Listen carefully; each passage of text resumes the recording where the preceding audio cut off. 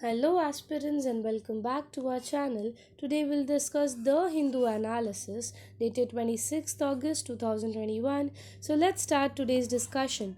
The first headline states it's time for Industry 4.0. Now, why is it in news? It simply says that India is at the phase. India ऐसी एक phase पे आ चुका है.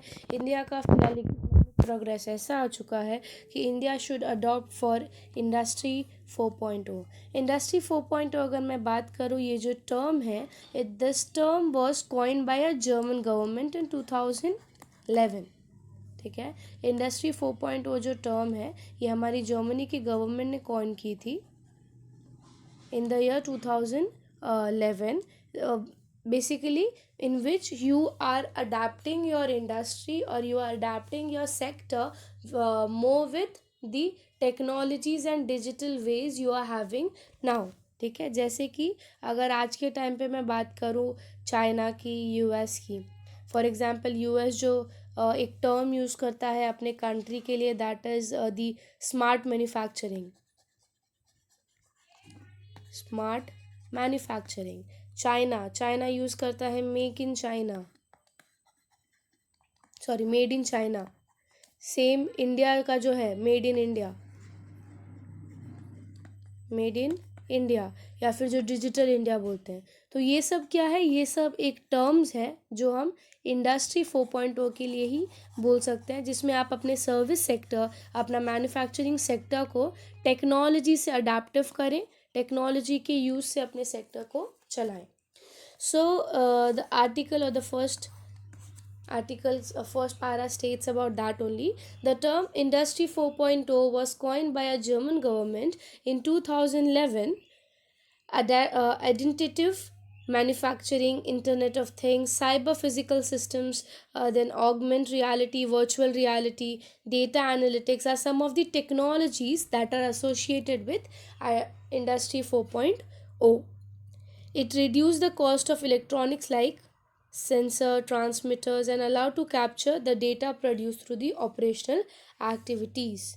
Thus, Industry 4.0 integrated data with manufacturing and information technology.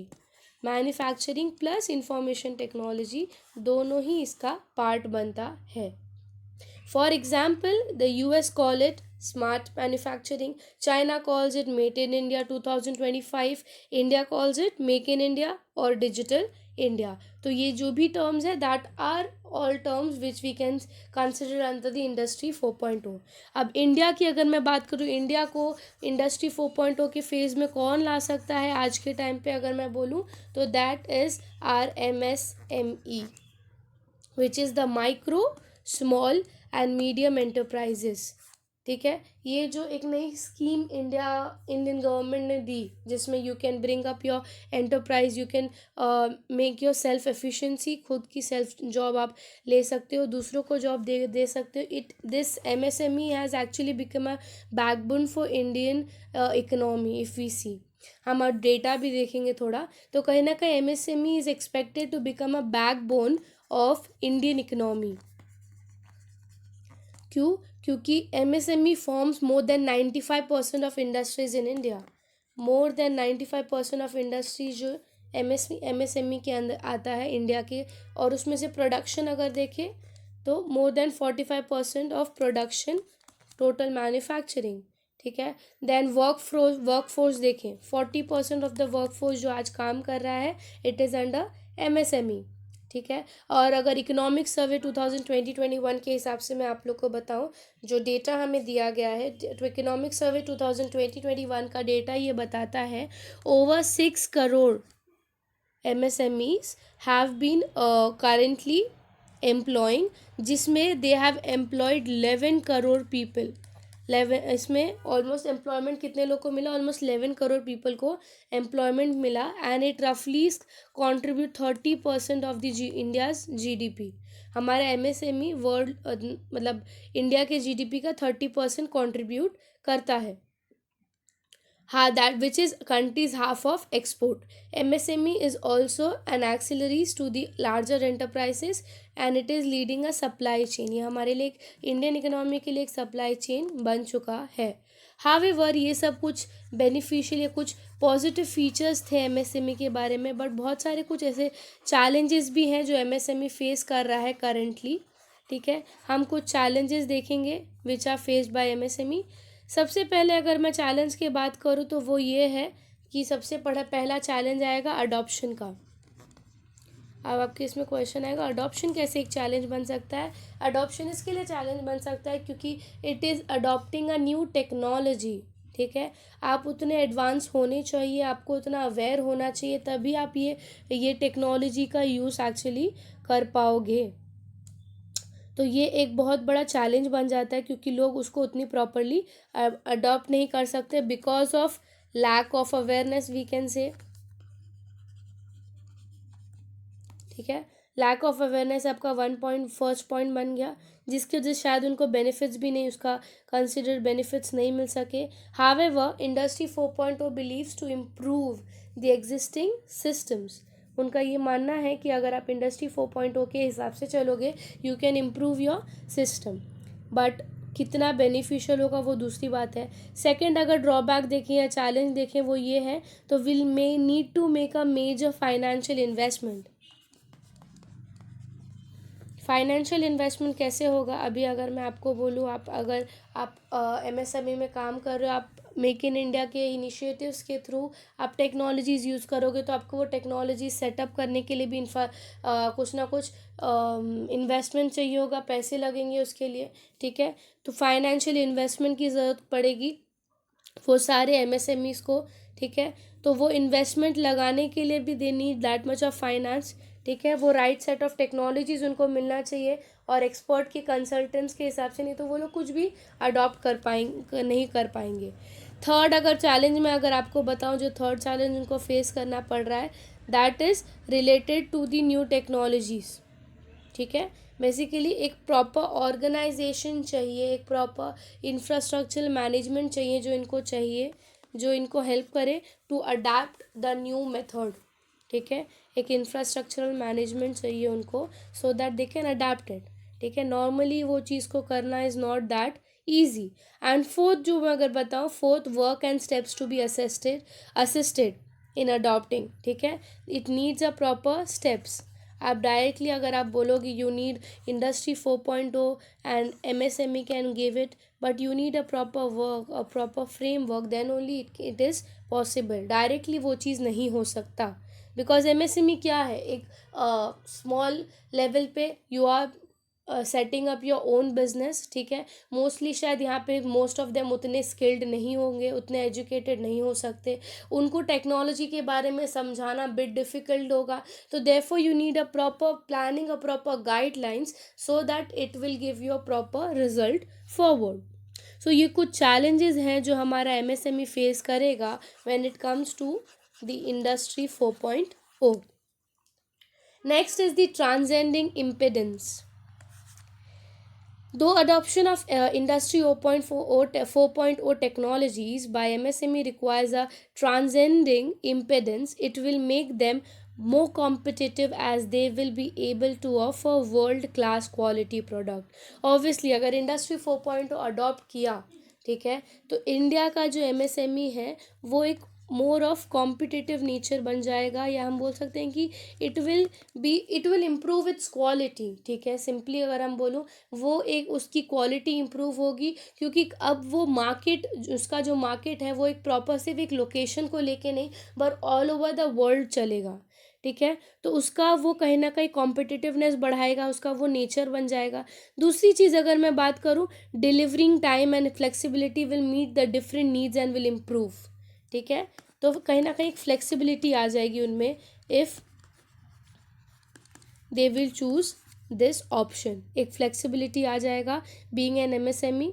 दूसरा, as India join the group of top 50 countries in the globe initiative index for the first time in 2020 में, I think so globe index में India का rate 49 है या कुछ तो है, कुछ भी, India has come in top 50 when it comes to the global index.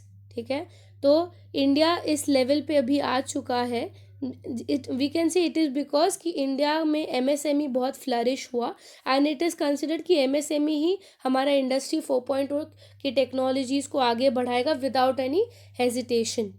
Proper sensitization of government of India, higher education institutions, entrepreneurs, industrial associations, venture capitalists, research agencies which help out to speed up this track. इसमें catalyst का काम क्या करेंगे, कौन काम हमारा काम करेगा कैटलिस्ट का, वो काम करेंगे हमारे गवर्नमेंट ऑफ इंडिया, हमारे रिसर्चर्स, हमारे साइंटिस्ट, हमारे ये कैपिटलिस्ट, हमारे कंसल्टेंट्स, ये सब इसमें कैटलिस्ट का काम करेंगे to improve the efficiency of working of India.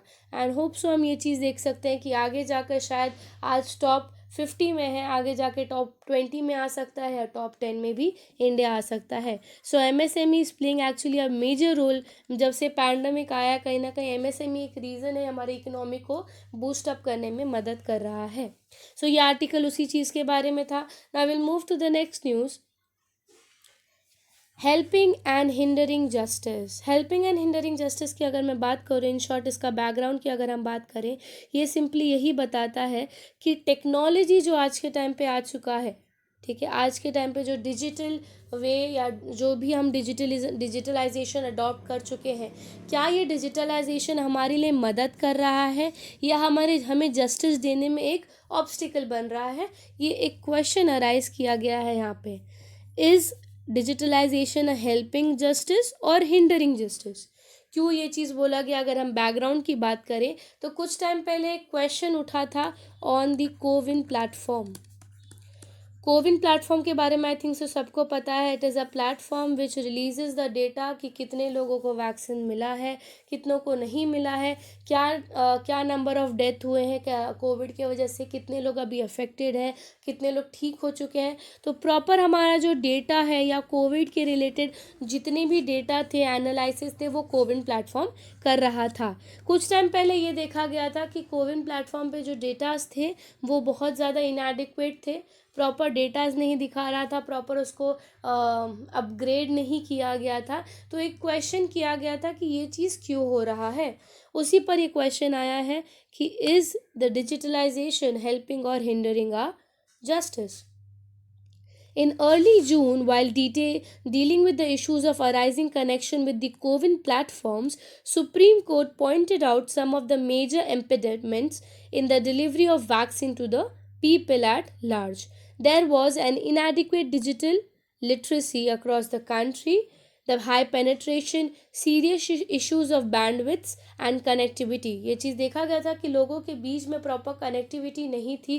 कितने लोगों को वैक्सीन दिया गया है with the help of CoWIN platform, ये भी क्लियरली वो डेटा हमें नहीं बता रहा था. So it was becoming a rising issue for Indian citizens या for government of India. How? What the court observed about the delivery of the vaccine through the digital portal alone is equally true of the delivering of justice, which is important as in ensuring the health of the people of the country. Although courts have risen the challenge posed by the COVID-19 pandemic by using the existing technology. In the wake of pandemic, court began the facilities of e-filing and true earnest. Supreme Court also introduced another innovative, a new system of e-filing and artificial intelligent enable reference. This meant to efficient transparency access to court delivery. तो ये जो भी था हमारा कहीं ना कहीं online way से किया जा रहा था, ठीक है. तो ये क्वेश्चन उठ रहा था क्योंकि कोविन प्लेटफॉर्म जो है वो हमें प्रॉपर इन्फॉर्मेशन नहीं दे रहा था इस चीज़ के बारे में, प्रॉपर डेटा नहीं दिखा पा रहा था बाद में कि कितने लोगों को दिया है, कितने लोग बाकी हैं. ये क्वेश्चन उठा था एंड कहीं ना कहीं वे फॉरवर्ड में यही चीज़ बताया कि पैंडमिक सिचुएशन में रहकर भी आप टेक्नोलॉजी को उसका फुल फ्लैट यूज़ करो, ठीक है. नंबर ऑफ़ पीपल कितने लोग हुए हैं डेली अपडेट होना चाहिए उस पर, ठीक है. Daily update is must.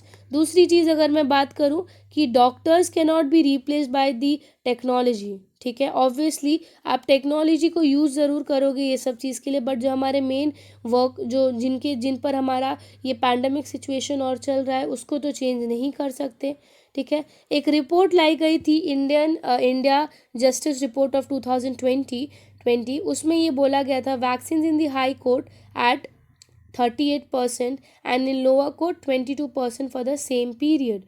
More than 4 out of every 10 posts of high court judges remain vacant on the judge on August 1 this year. If we deploy the adequate data based planning safeguard technological tools can be a game changer. तो उन्होंने ये बोला कि हमारे main जो features हैं, जो main elements हैं हमारे इनके, जैसे हॉस्पिटल्स में डॉक्टर्स हुए, कोर्ट्स में जजेस हुए, वो तो चेंज नहीं हो सकता, बट येस आप उसमें मॉडिफाई करने के लिए आप टेक्नोलॉजी ज़रूर यूज़ कर सकते हो to modify it. So technology को आप पूरी तरह आप उस पर निर्भर ना हो जाओ, या ये मत समझो कि टेक्नोलॉजी आपको सब कुछ करके देगा, बट उसको ज़रूर यूज़ करो to improve the way of working. So ये आर्टिकल में वही चीज़ बताया गया है. Now will move to the next news, that is campaign for 1 million soak pit in 10 days. अगर हम बात करें तो ये एक उनकी स्कीम आई है, ठीक है. वो स्कीम का नाम है, if you will see, Sujalam campaign. Sujalam campaign के अंदर ये स्कीम लाया गया है जिसमें 100 days के अंदर दे विल मेक और they will build 100 soak Pitt's. ठीक है. First will read your. The Jal Shakti Ministry has launched a campaign to create 100 million, to create a million soak pits in the village. कौन सी ministry? That is जल शक्ति ministry के under ये चीज़ लाया गया है to manage the grey water, जो भी है, जो वाटर लॉगिंग ना हो वाटर बॉडीज़ में, वो सबको प्रिवेंट करने के लिए इतने नंबर्स का सोक पिट बोला गया है they will build. The household or the community soak pit is a simplest solution for every grey water management. Grey water management is basically the drainage management. ठीक है. तो उसके लिए उन्होंने बोला कि वो लोग सोक पिट बनवाएंगे. A household soak pit could be constructed for 3,000 to 5,000 rupees in the most. ज़्यादा से ज़्यादा 3,000 to 5,000 का कॉस्ट होगा हर एक घर के सामने अगर आप वो लोग सोक पिट का डेवलपमेंट कर रहे हैं. Swachh Bharat mission first phase was achieved open defecation free status by constructing toilet. Obviously toilet का construction की वजह से they were able to achieve the first phase of open defecation free, क्योंकि now they built proper toilet facilities for all the people. The second phase, termed the ODF, aims to sustain and extend this sanitation by focusing on liquid waste management. Solids and liquid waste management is related to the drainage system, जिसके में उन लोग ने ये लाया है, that is the Sujalam campaign. Sujalam campaign के बारे में आप लोग को थोड़ा बताती हूँ कि सुजलम कैंपेन है क्या, उसका फोकस क्या है, उसका इम्पोर्टेंस क्या है. ये कैंपेन इज़ फॉर 100 days. सबसे पहली चीज़. दूसरी चीज़ अगर मैं बताऊँ अबाउट इस कैंपेन के बारे में, जल शक्ति मिनिस्ट्री के अंडर ये कैंपेन लाया है एज अ पार्ट ऑफ, कुछ दिन पहले हमने सुना था नरेंद्र मोदी जी ने, हमारे जो पीएम सर हैं, उन्होंने एक महोत्सव लाया था आज़ादी का अमृत महोत्सव, उसी का पार्ट बनाया है, उसी के अंडर ये कैंपेन लाया है. तो आज़ादी का अमृत महोत्सव का ही पार्ट है हमारा सुजलम कैंपेन. उसके बाद नेक्स्ट अगर मैं बात करूं तो ये ODF plus that is phase 2 के अंदर लाया गया है, जिसमें they will try to undertake the waste water management at village level. ठीक है, एट द रूरल लेवल, जिसमें they will try to create 1 million soak pits. The campaign has started from that is 25th August. 25th August से उसका working चालू हो चुका है. अब ये नेक्स्ट 100 days तक इसकी वर्किंग रहेगी फ्रॉम 25th August. इसका एम क्या है, तो हमारा जो ODF फेज़ 2 है, open defection free phase 2 status, वो अचीव करना है अक्रॉस द कंट्रीज. फोकस की बात करते हैं अभी. एम के बाद next is focus. The campaign will not only build a desired infrastructure, that is the soak pit, but also aid the sustainable management of water bodies. तो ये नहीं कि सिर्फ सोक पिट बनाना है, बट उसके साथ sustainable development of water bodies भी एक पार्ट है इस वर्क का. तो उसका फोकस दोनों पे रहेगा, soak pit as well as the water management. The disposal of wastewater and the cloning of water bodies in the village or the outskirt of the village was one of the major issue, जिसकी वजह से ये work चालू किया है. इसका सबसे main फ़ायदा क्या होगा? They will be able to revive the water bodies. They will be able to revive the water bodies. तो ये एक one of the main focus है जिसकी वजह से ये सुजलम कैंपेन स्टार्ट किया गया है. अब हम बातें हैं इसकी कुछ सिग्निफिकेंस की, कुछ importance about the Sujalam campaign. Sujalam campaign एक लॉन्ग टर्म मैनेजमेंट है, सस्टेनेबल मैनेजमेंट है. एक अवेयरनेस आएगा लोगों में, एक बिहेवियरल चेंज आएगा जिसके वजह से अगर लोग प्रॉपरली इसको फंक्शन करेंगे. क्योंकि अगर हम इसके बारे में देखें, जब हमारा टॉयलेट बिल्ड का जब आया था ओपन डिफेक्शन फ्री में, जब पहले टॉयलेट इंफ्रास्ट्रक्चर बनाने का आया तो लोगों ने उसको भी सपोर्ट नहीं किया था या लोगों ने उसका यूज़ नहीं किया था. बट नहीं, धीरे धीरे उसको भी यूज़ करने लगे एंड वो भी एक डेवलपमेंट आया. तो ये चीज़ भी है कि ये बहुत लॉन्ग टर्म है, इट विल टेक टाइम. ठीक है, बट कहीं ना कहीं इसका भी प्रॉपर हमें अचीवमेंट ज़रूर दिखेगा. It will bring awareness among the people. ठीक है, it will bring a behavioural change among the people, and it will provide a focus for sustaining the same, achieving the visual cleanliness of the ways. So ये सब कुछ था about the Sujalam campaign. कुछ की activities देखते हैं इसके, जो की पॉइंट्स अगर हम बोल सकते हैं. तो सबसे पहला की पॉइंट 100 डे प्लान. ठीक है, दूसरा है that is the retrofit of toilets. Basically it is the mobilising toilets.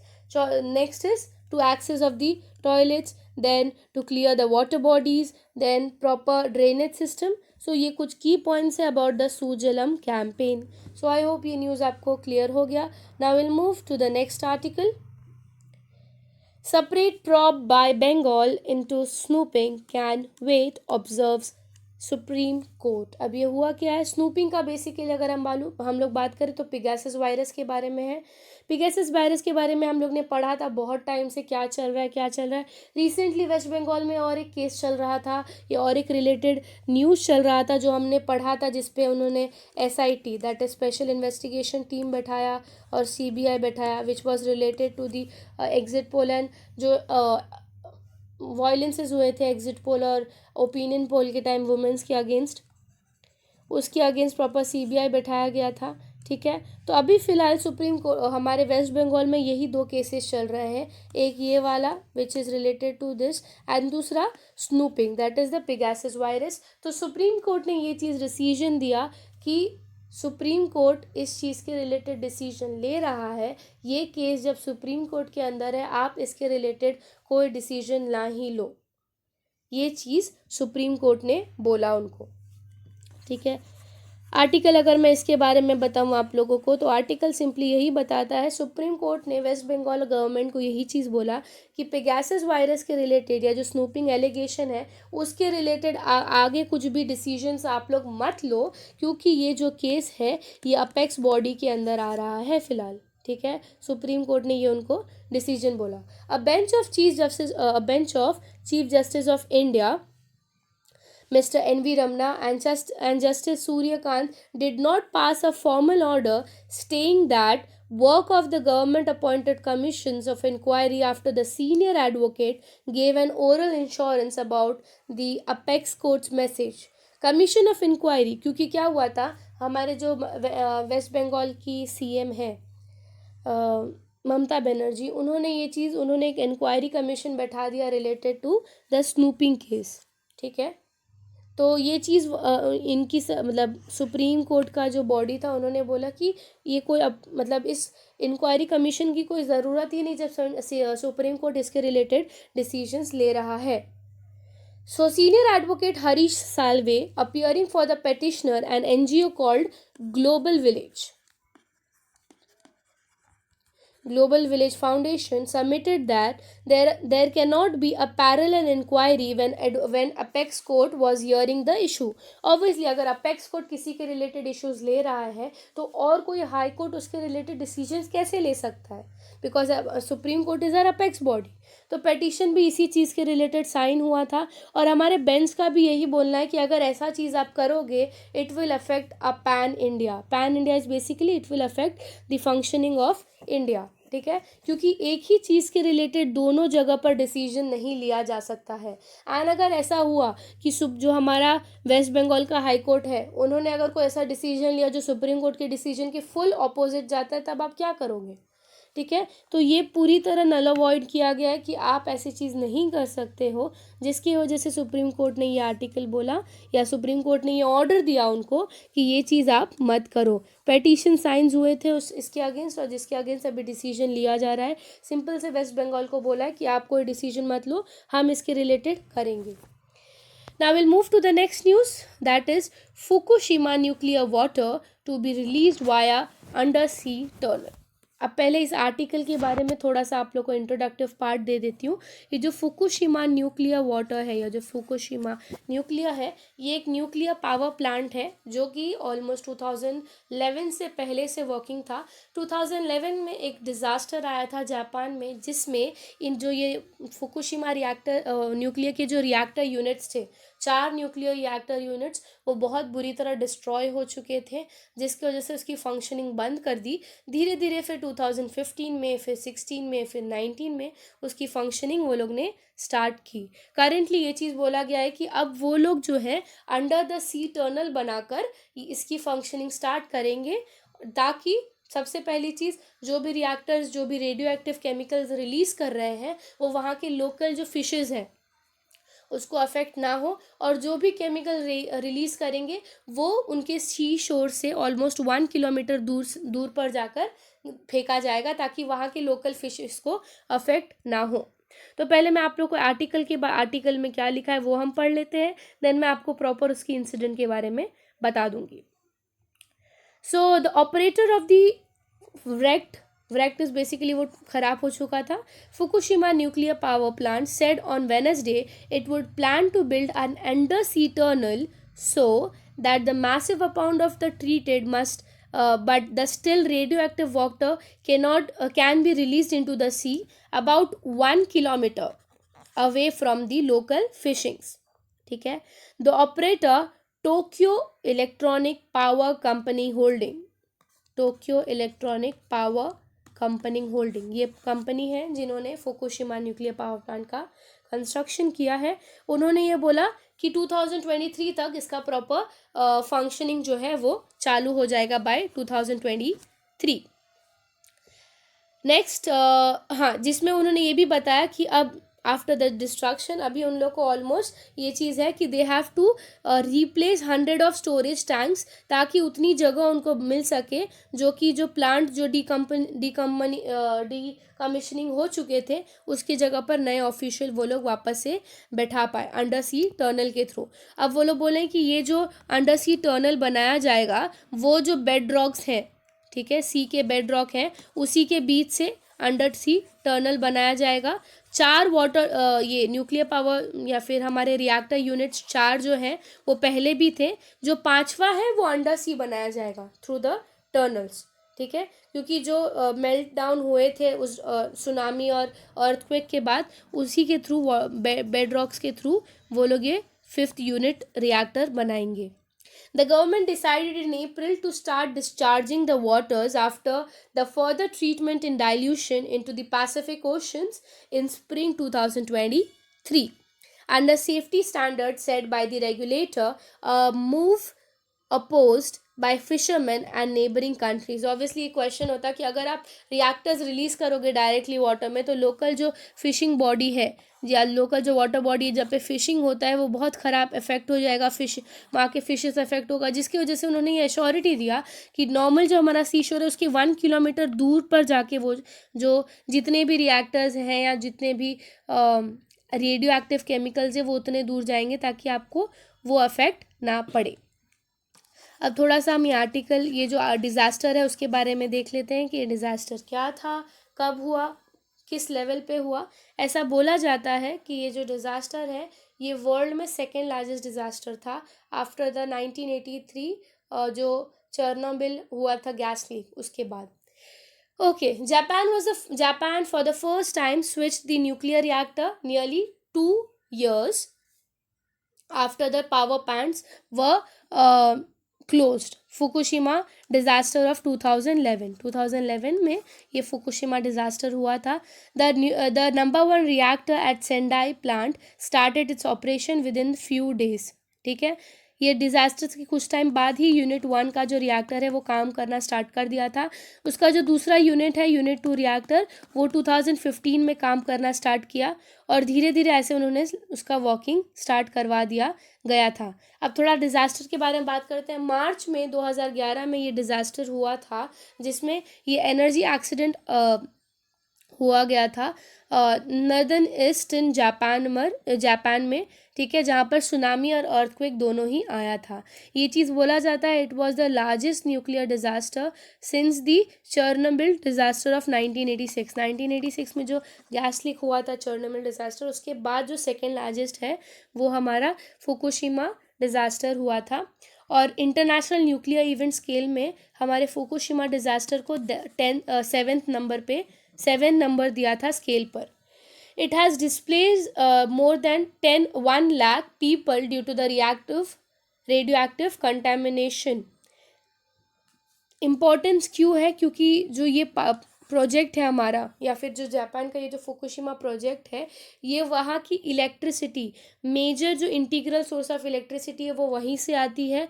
दूसरा जो almost quarter generation of electricity जो है वो फुकुशिमा प्रोजेक्ट से दिया जाता है। But after the Fukushima crisis, Japan has increased the import and production of gas, oil, क्योंकि obviously 2011 में पूरा बंद हो गया था, इलेक्ट्रिसिटी तो बंद कर नहीं सकते थे, तो उनका ऑलमोस्ट मेजर जो वो लोग इम्पोर्ट करने लगे। And about 91% of Japan electricity जो है अभी के टाइम पर वो इसी चीज़ पर आता है, इसलिए ये प्रोजेक्ट उनके लिए थोड़ा इम्पॉर्टेंट है। अब देखते हैं आगे कैसे उनकी वर्किंग होती है और कितना बेनिफिशियल ये चीज़ प्रूव होता है उनको। सो आई होप सो आपको आज का न्यूज़ पूरा समझा हो। If you are clear with it, do like and subscribe the channel. Thank you so much.